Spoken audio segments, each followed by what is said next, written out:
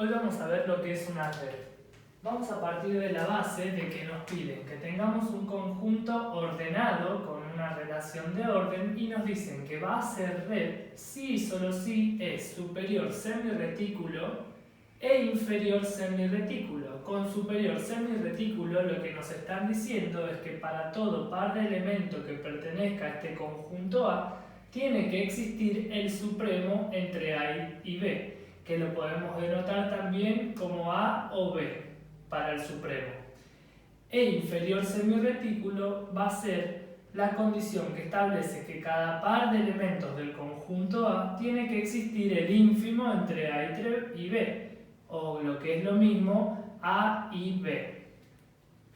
Entonces, fíjense que la condición que tiene que cumplir un conjunto ordenado para que sea red es que cualquier par de elementos que yo agarre de este conjunto tiene que tener supremo e ínfimo a la vez.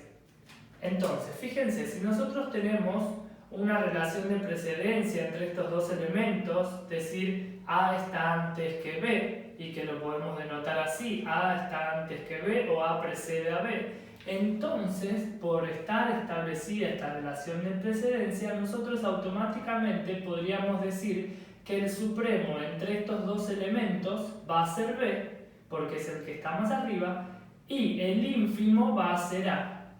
Entonces, cuando nosotros vayamos a analizar si un conjunto ordenado es una red, lo que vamos a hacer es no vamos a revisar aquellos elementos en donde pueda establecer una relación de precedencia, sino de lo que me voy a ocupar es de evaluar que los elementos incomparables, es decir, sobre los cuales no puedo establecer una relación de precedencia, es decir cuál está antes que el otro, tengan supremo e ínfimo. Esto es súper importante porque cuando nosotros tengamos que evaluar un conjunto ordenado, solo vamos a mirar aquellos que sean incomparables.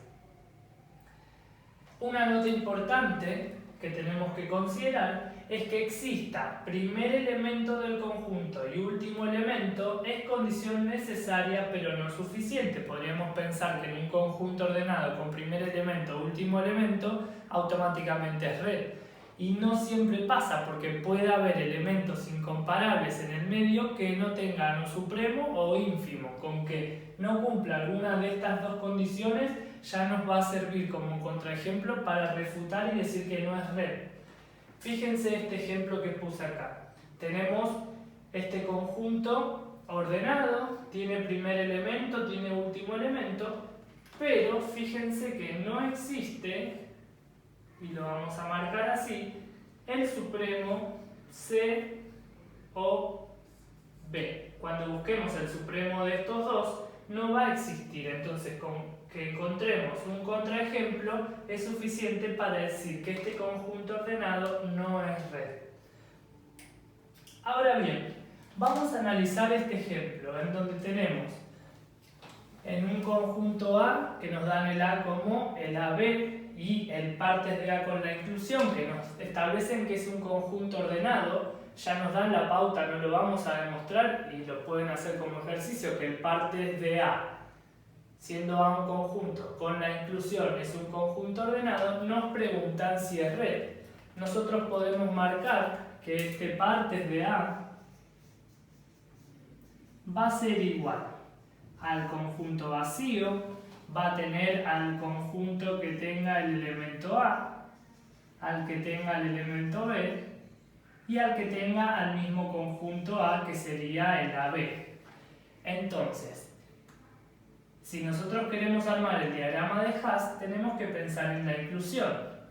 Sabemos que el conjunto vacío está incluido en todos los demás, entonces vamos a colocar el conjunto vacío, seguido va a estar el conjunto que tenga el elemento A, como así también el elemento B, y por último voy a tener el conjunto entero que es A. Entonces nosotros podemos decir que el vacío está incluido en estos dos y que además tanto el conjunto A como el conjunto B están incluidos en el conjunto más grande que es el A.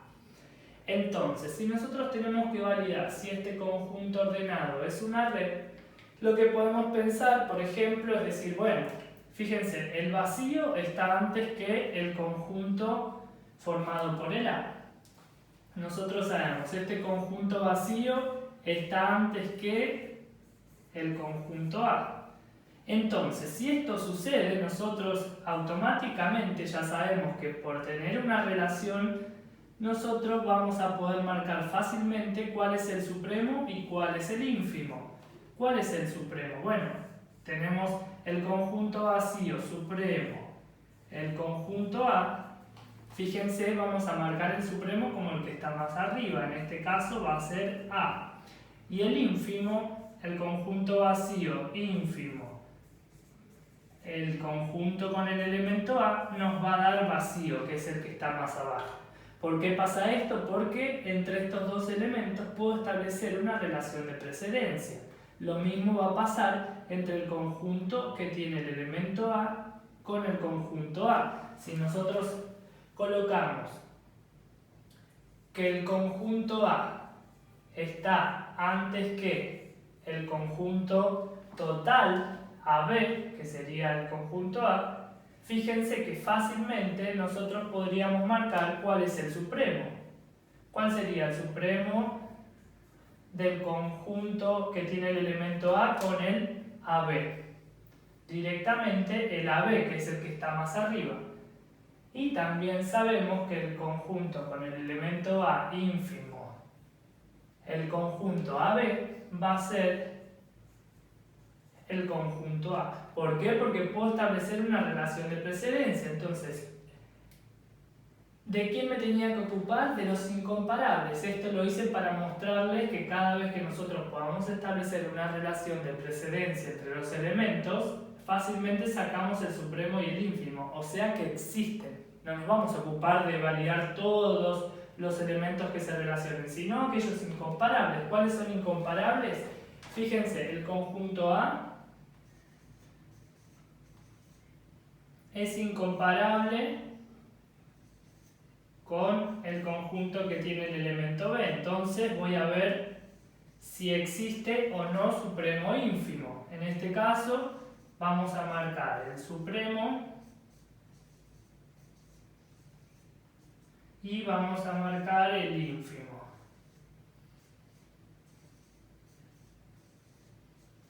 Entonces, si nosotros tenemos que pensar en el supremo de estos dos elementos, termina siendo el conjunto completo.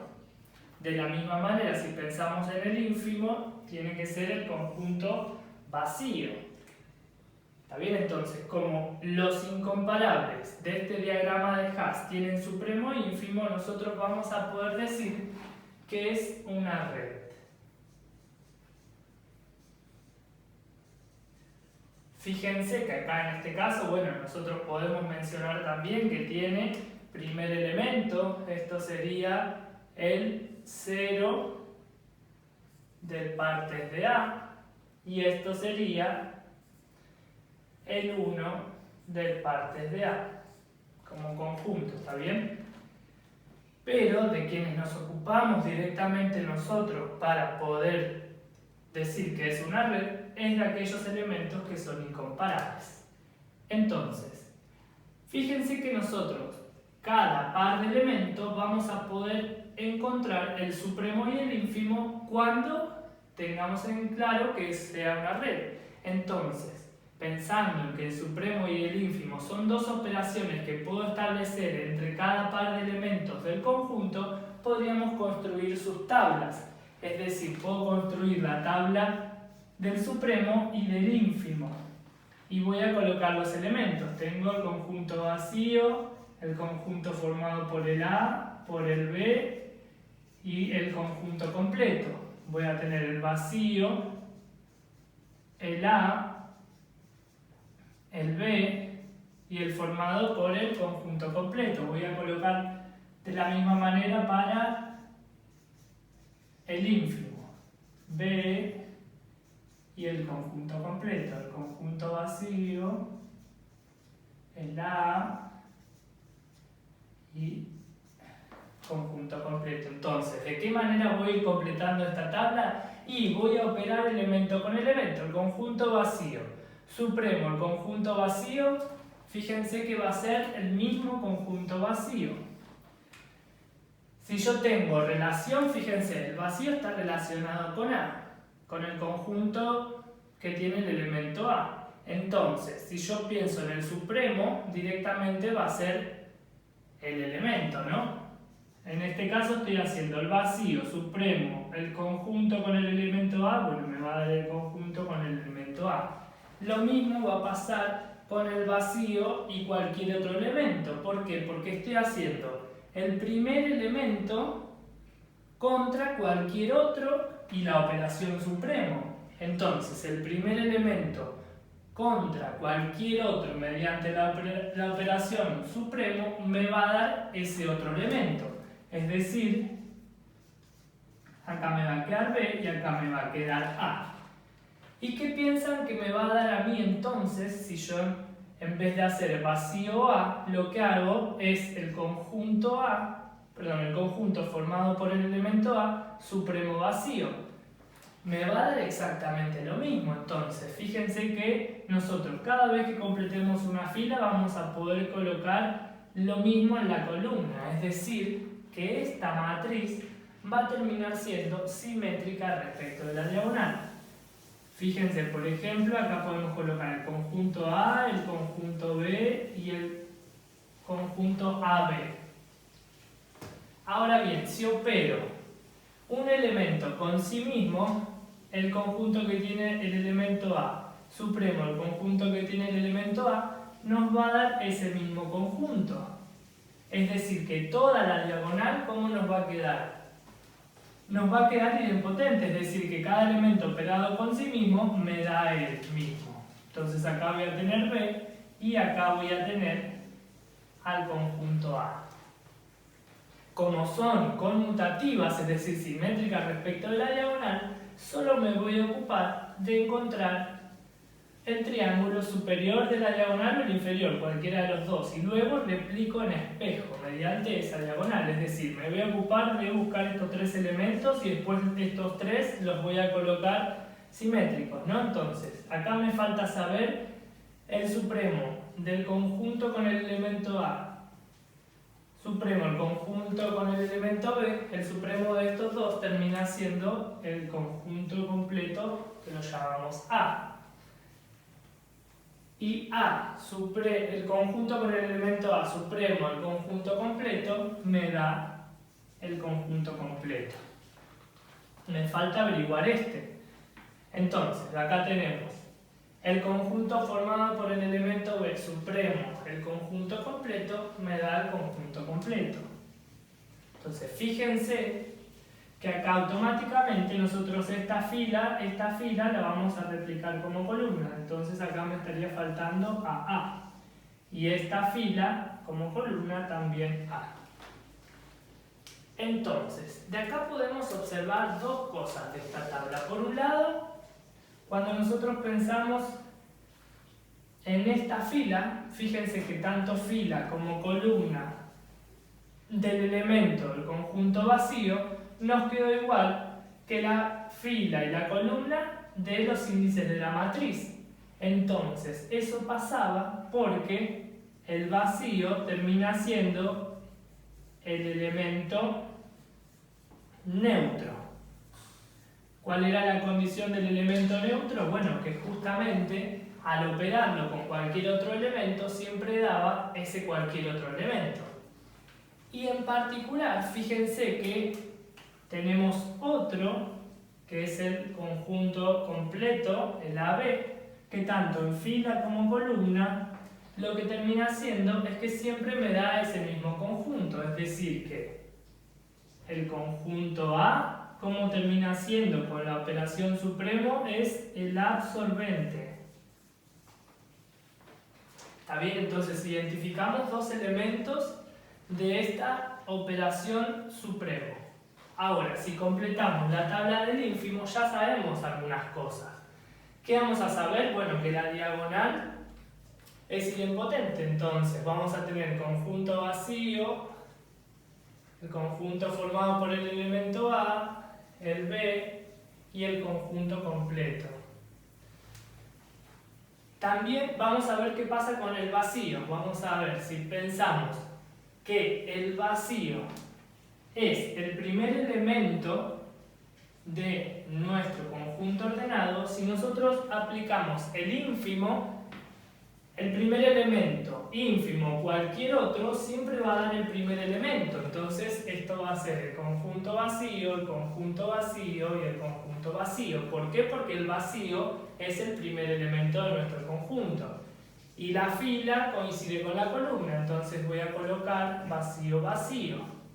¿Qué pasó acá? Fíjense, el elemento neutro en el supremo, ¿quién termina siendo en el ínfimo? El vacío es el elemento absorbente. ¿Está bien? Fíjense, en una operación terminó siendo el neutro y en otra operación el elemento absorbente. Entonces, ¿qué creen que va a pasar? Si en el supremo el A era el absorbente, ¿quién va a terminar siendo el A en el ínfimo? El A va a ser el elemento neutro. Es decir, que al operarlo, hacer el ínfimo entre cualquier elemento y el A siempre va a ser ese otro cualquier elemento. Entonces vamos a tener, acá vamos a colocar directamente el conjunto A, el conjunto B y lo mismo en esta posición. Entonces, solo nos está faltando encontrar este valor. ¿Cuál es el ínfimo entre el conjunto con el elemento A y el conjunto con el elemento B? Es el vacío. Entonces voy a colocar el vacío. Fíjense que estas dos tablas las pudimos armar porque nosotros tenemos una red. Entonces, estas dos tablas que se correspondían con la operación supremo y la operación ínfimo la armamos porque tenemos un conjunto ordenado que es una red. Entonces, cada vez que tengamos un conjunto ordenado que sea una red, las operaciones supremo e ínfimo van a cumplir determinadas propiedades o se van a poder validar determinadas propiedades, como que tiene elemento neutro, que tiene elemento absorbente, también que son conmutativas, que son idempotentes, que fue lo que vimos,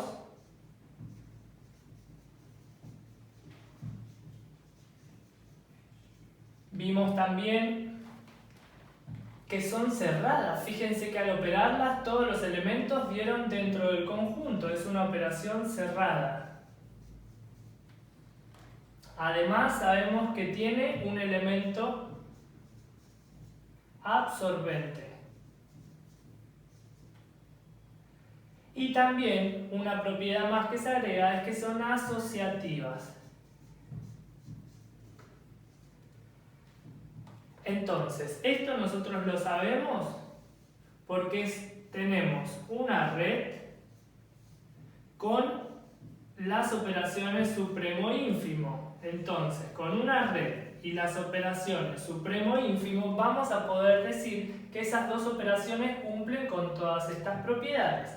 Cuando nosotros podamos establecer dos operaciones que cumplan con estas propiedades, vamos a poder hablar de lo que se conoce como una red algebraica.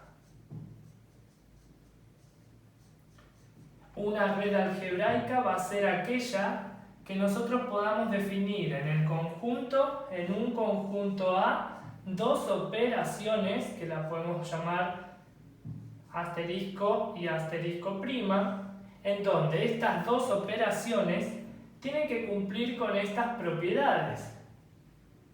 Estas dos operaciones tienen que ser conmutativas, idempotentes, cerradas, con elemento absorbente y asociativas. Entonces, fíjense que nosotros podemos plantear en el conjunto, siguiendo nuestro ejemplo, con nuestro ejemplo, podemos plantear que en el partes de A vamos a poder armar una red algebraica definiendo dos operaciones. ¿Qué dos operaciones que vimos recién cumplen con todas estas propiedades? Y la del supremo y la del ínfimo. Entonces vamos a tener una red algebraica. En particular, cuando nosotros trabajemos con el partes de un conjunto, fíjense, vamos a volver a este ejercicio, a lo que estuvimos haciendo para ver si es red, a ver si nos damos cuenta de qué otra operación nos podría llegar a definir nosotros el supremo y el ínfimo. Fíjense, hacemos el supremo entre estos dos conjuntos y nos da el conjunto A. Y hacemos el ínfimo y nos da el vacío. ¿Qué operaciones podrían representar a estas dos operaciones? Al supremo y al ínfimo. Fíjense, en este caso los incomparables, el conjunto con el elemento A, supremo, el conjunto con el elemento B me dio todo el conjunto, que todo el conjunto era la B. Fíjense que en nuestro partes de A, en un partes de A con la inclusión, nosotros vamos a poder marcar que, vamos a tomar C y B, elementos que pertenecen al conjunto, pertenecen al partes de A, son dos conjuntos, por eso lo pongo en mayúscula. Fíjense, C, supremo, B como conjuntos, va a ser lo mismo que hacer C unión B, porque es la unión de los dos conjuntos. Fíjense que en todas se corresponden. Y lo mismo va a pasar con C ínfimo B. Y esto va a ser, fíjense, que nos da la intersección entre estos dos conjuntos, el vacío. Lo mismo acá, lo mismo acá. Entonces voy a tener C intersección B. Entonces, yo podría definir en el partes de A como conjunto dos operaciones con el supremo y el ínfimo y decir que es una red algebraica, o también podría decir que en el partes de A voy a definir la unión y la intersección como dos operaciones para que se pueda considerar también una red algebraica, en donde en esta posición voy a colocar el supremo y en esta otra el ínfimo. Entonces, ahora lo que vamos a hacer es ver algunas condiciones de estas redes algebraicas